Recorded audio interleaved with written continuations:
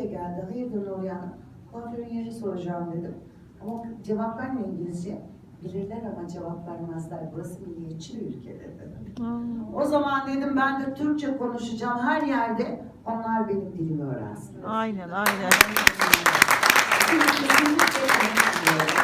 İngilizce de sormuyorum. Türkçe soruyorum. Mutlaka biri geliyor. Yarım yamalak da olsa. Gelip bana hemen cevap veriyorlar. Evet. O gün bana çok büyük bir ders verdi Ukrayna. Neyse çok uzatmayayım. Biz müzelere gittik. Müzelerde de 2. Dünya Harbi'nden kalan biliyorsunuz işte yananlar, yıkılanlar, her şey var müzeye. İçler acısıydı. Bir bölüme geldik böyle o kadar güzeldi ki o dönemde işte savaşan kadınların resimleri var. İşte erkeklerin resimleri falan konmuş. Kıyafetler var. İlgimi çekti kıyafetler. Böyle hardal rengi. Kollarına işlemeler yapılmış, eldivenler var, pantolonlar var. Dedim ki Katya ne kadar güzel bir kıyafetler, bir de üzerleri işlenmiş. O da o kadar rahat ki. İnsan derisi onlar dedi. Pardon dedi. İnsan derisi mi? Evet dedi. Önlere de sabunlar koymuşlar, insandan yapılan sabunlar. O dönemde, Naziler zamanında esirler, tabii esir düşüyorlar, zincire vuruluyorlar.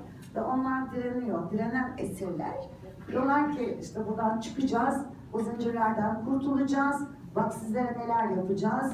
Tabii sularına biraz flor veriyorlar. Bakın insan hakları hiçbir şey yapamıyor buna.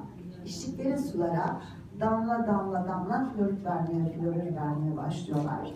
Ve bu insanları önce safsalak insanlar haline getiriyorlar.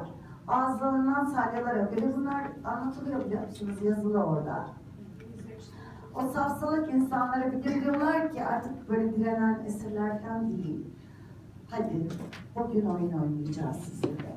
Büyük kazanlar kuruluyor. Ve o kazanlara, kaynayan kazanların içine insan derisi biliyorsunuz yağlıdır. Haşlandığı zaman tavuk derisi nasıl hemen soyulur, insan derisi de aynı şekilde soyuluyor. Atlıyorlar kazanlara. İnsan hakları hiçbir şey yapamadı. Çünkü onlar kendileri atlamışlardı. Safsalak insana her şeyi yaptırabilirsiniz. Ve derilerinden elbiseler, ceketler, eldivenler yapılmış. Ay. Kendilerinden de sabun yapılmıştı. Ay. Evet orada. Eğer Türk milleti olarak sabun yapılmak istemiyorsanız her gittiğiniz yerde ne anlatacaksınız? Farmasi. Ne anlatacağız? Farmasi. Farmasi anlatacağız. Evet. Alzheimer'lı bir topluluk haline getirmeye çalışıyorlar. Aynen. Buna hayır diyeceğiz. Biz